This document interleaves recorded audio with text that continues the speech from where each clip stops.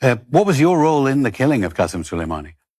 So what happened was the agency and the Israelis and actually some other partners in the Middle East were talking about that, this guy is sort of like the Hitler in the Middle East. He's not going to be stopped unless he is actually stopped.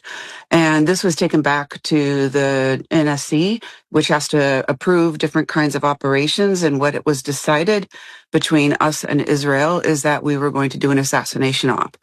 And then what that means is we were going to assassinate him. Our finding agreed with it. It was a bilateral, total support from both sides of the House and Senate.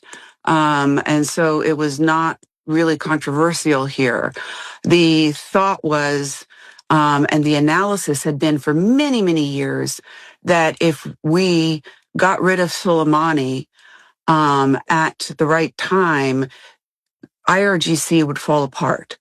It's like the people that tried to go after Hitler at the right time, but they missed him. He barely escaped it. So Had he not escaped it, so it's basically different. this Thomas Carlyle view of history that individual leaders are taken out as if that's going to change anything. Like take Gaddafi out, take Saddam Hussein out. I mean, how can they be philosophically... It does change things. It does change some things. Not everything, but like taking bin Laden out stopped Al-Qaeda in its tracks. Taking Soleimani out, there hasn't been a single IRGC problem since then. Taking, Al-Qaeda was resurgent. Would have stopped World War II. Al-Qaeda was resurgent after the death of bin Laden. And it was international. Extent, yeah. I mean, it surely gets much worse.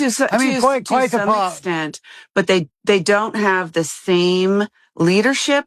They don't have the same way of working things. They don't have the same networks around the world. I'm not saying terrorism is gone forever. What I'm saying is it disrupted it, and it has disrupted it for many years.